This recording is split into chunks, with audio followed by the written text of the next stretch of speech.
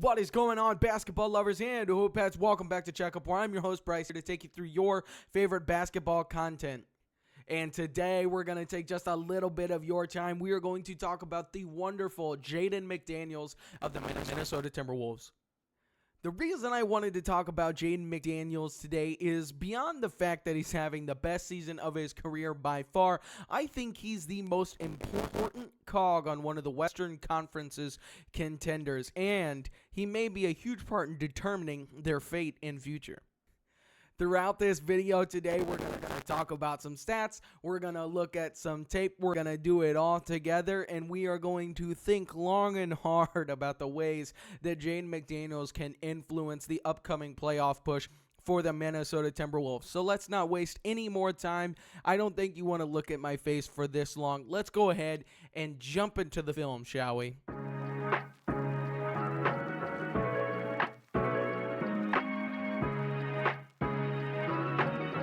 Now we're going to transition into talking about Jaden's scoring game. We're going to look at a couple clips from maybe the best game that he's had this season against the Portland Trail Blazers. But across the board, he's posting career-high numbers. We're looking at 15 points per game, 4.5 rebounds, and 3 assists. The shooting splits are also great. Notably, the three-point percentage has been incredible for him this season. Jaden operates mostly as an opportunistic scorer, I would say. He's not really a primary shot creator, but that's okay because he plays his role very, very well. Look at this action here. We know teams are going to load up and double up and blitz on Ant. That's been a common theme over the past couple of years as he's developed. They want to turn him into a passer, not into a scorer. Well, if Ant is going to be forced into a passer, well, his teammates better step up and score the damn ball, right? Well, we're going to see exactly that here. Ant gets by his primary defender right here, so he's going to see two at the rim as Donovan Clingan helps out down low. Now we have this little off-screen pin down action where Jaden McDaniels is actually setting a screen for Julius Randle to come up and round the top of the key here. I think there's a slight miscommunication between these two Blazers defenders where Drew Holiday here is wanting the switch, doesn't get it. Ant finds his man in the corner. You see the beautiful rip through the circus shot at the rim. Incredible finish. Again, when Ant sees two, he needs somebody to outlet these passes to.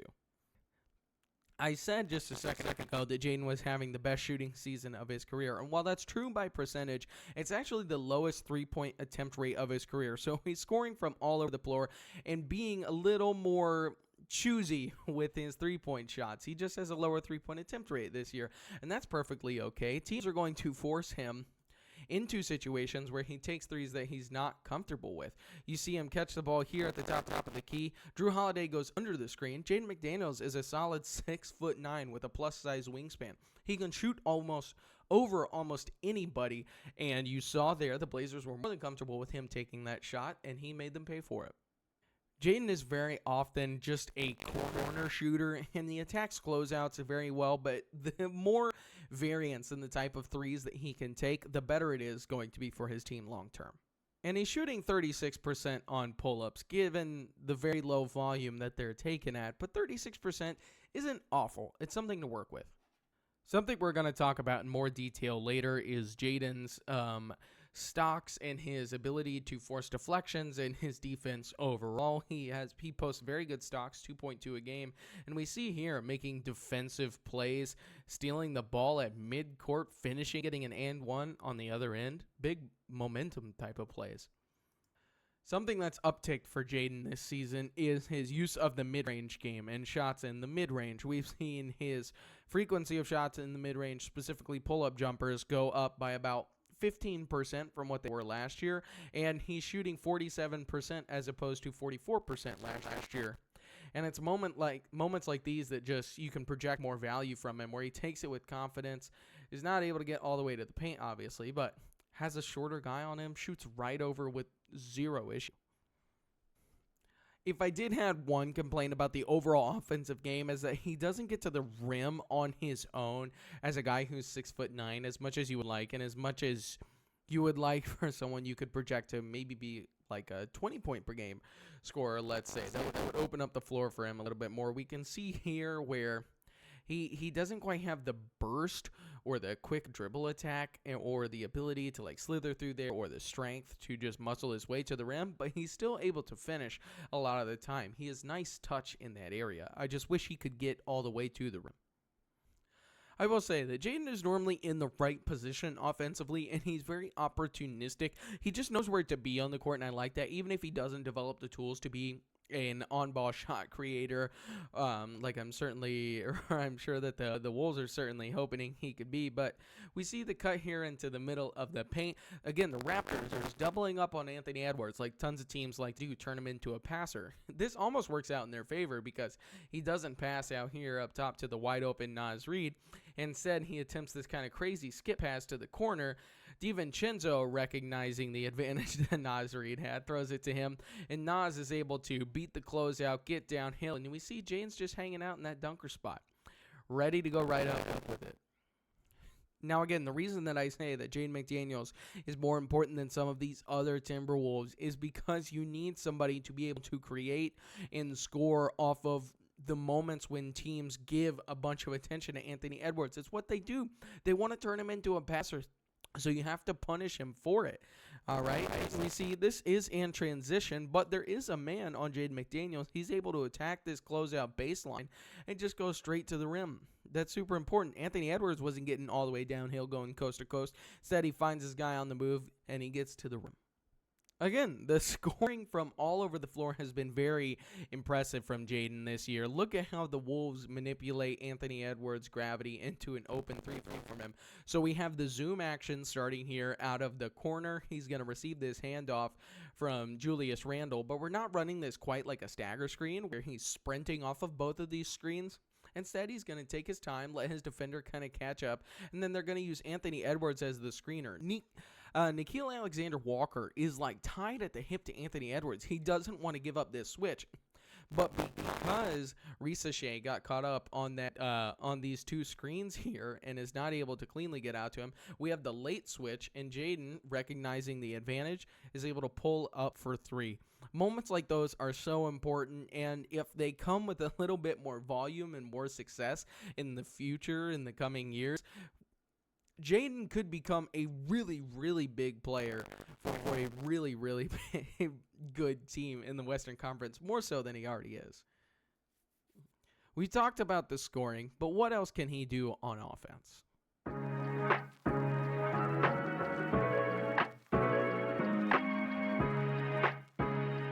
Go ahead and turn the face cam off because I was having never-ending issues with it, and it was annoying the hell out of me, so I need to move on from it. But that being said, Jaden McDaniels is having the best passing season of his career. He's averaging the most assists of his career. It's not a lot, but 3 a game is something, and there are some nice passes in here. Again, playmaking off of Anthony Edwards' gravity. We see here the Jazz are Jusuf Nurkic is way up at the level on this screen here, way out at the top of the perimeter. They're showing him two bodies. He tries to initially get this pass to Rudy Gobert, instead opts to throw it over to Jaden McDaniels. Now, the Utah Jazz are in a bit of a rotation here, right? We have 4-on-3 with Nurkic still being behind the play here.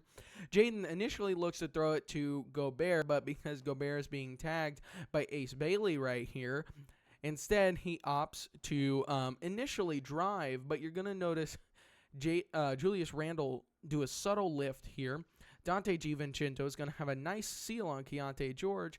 We're going to get a little pass over to the perimeter for a wide-open bang-bang 3. Not a play against an incredible defense here in the Utah Jazz, but this is a fun underhanded pass in transition. Just wanted to share that with everybody. Jaden runs the floor in transition exceptionally well, and I always feel like he finds nice opportunities for himself and others here. He is getting downhill. He's going to see two bodies, but finds Julius Randle wide open in the corner for the transition 3. All right, last bit of offense before we move on to some defense here. And hey, the face cam is back, so we're going to see the ball luckily roll out to Jaden on the offensive rebound. Chet Holmgren gives him an aggressive closeout here. He is going to attack, get the blow by. Jalen Williams kind of sets up to just take this charge, and instead of barreling through him and trying to get to the rim, he just gives a little shovel pass to his own man. Chet almost recovers, but Rudy gives him a little shot fake, is able to finish that one home. So yeah, on offense, we see Jaden score effectively and efficiently from all three levels on the court. He runs the floor exceptionally well in transition, opening up opportunities for himself and his teammates. He works well and attacks hard off of the gravity that Anthony Edwards attracts from opposing defenses, and that's going to be one of the biggest things that I'm looking for in this playoffs. Among other things that I'm watching moving forward is where his three-point attempt rate settles in. Again, this is the lowest of his career. I want to see him create more rim pressure moving forward, and this year with the uptick in volume on the mid-range shot and effectiveness of it, we'll see if that carries over into future years. But let's talk about the defensive playmaking.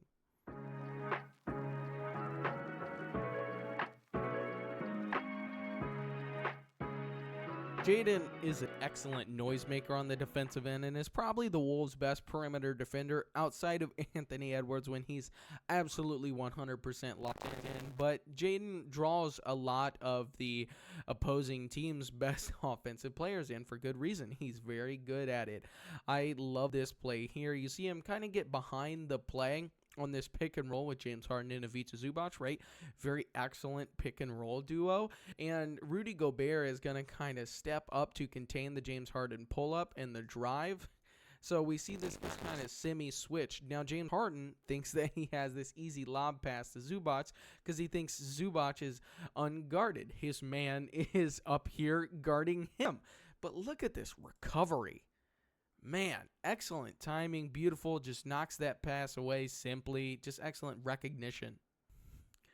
Look at this awesome scram switch, which actually turns into a turnover for the Nets here. So Nick Claxton has the seal on the smaller man down in the post. You see Jaden McDaniels calling for the off-ball switch, which he does effectively retain. Pretty bad entry pass from Yegor Dwoman there, but look at the way Jaden is just able to sneak around, get in front of that, and take that ball away. And the nice thing about the steals, specifically for Jaden, is that they come in a variety of different ways. They come on the ball, they come off the ball in passing lanes. You see here, he just sticks his arms in there, gets the offensive player all tangled up, takes it in transition. Unfortunately, we don't get to see how that play ends. He is an excellent shot blocker as well, as we're going to see here. This is an on-the-ball block. Danny Avdia, the guy who drives more than anybody else in the league. We saw Jaden have excellent screen navigation there with that off-ball screen. Getting here, just fronting him, not letting Denny get an easy path downhill, forces him to kind of reverse and contort his body on the way up, and Jaden just swats it down. Excellent, excellent defense. Take a look at this pick and roll defense here. Now, Jaden is defending Andre Drummond on this play. We got the high screen and roll with Tyrese Maxey, who is, of course, an electric downhill guard and great pull-up jump shooter. He lets his man recover, and he's going to force the bounce pass here. Now, this is old man Andre Drummond, but Andre Drummond's probably got 100 pounds of Jaden McDaniels at this point in his career. He's already behind this play, Jaden McDaniels is, but look at the recovery rate for the excellent block right at the rim. Now, the Timberwolves scheme, because they have Rudy Gobert, still one of the best rim defending bigs in the entire NBA, doesn't allow Jaden to get a ton of weak side blocks or anything like that. Again, just normally he's stuck out on the perimeter, but he still can provide it when is necessary. Dante DiVincenzo gets beaten right off the dribble here, but Jaden recognizes this, come over for the help, just smothers Chris Murray absolutely, and there's no hope for that shot, that attempt, whatever that was, that possession. But I think that just wraps me up on all the tape and film that I want to look at for Jaden McDaniels today. Again, I think he's a super important player for the Minnesota Timberwolves. They're going to be a very interesting team to monitor looking forward, just seeing as what their cap situation is, what their draft pick situation is. They have some older vets on this roster and Rudy Gobert and Julius Randle, and a very young superstar in Anthony Edwards who's going to be around for a long time. So they're a very interesting team to me. I can't wait to see what happens in the playoffs. Do they make it back to the Western Conference Finals for the third time in a row? It would be kind of crazy, but we shall see. Thank you so much for watching this one. I do appreciate it. If you want to go ahead and follow along with the page, please do, and subscribe to the channel. Share this with friends, family, or anyone you think would love to hear me yap. Follow me at my socials below, and I do truly hope to see you in the next one. Goodbye.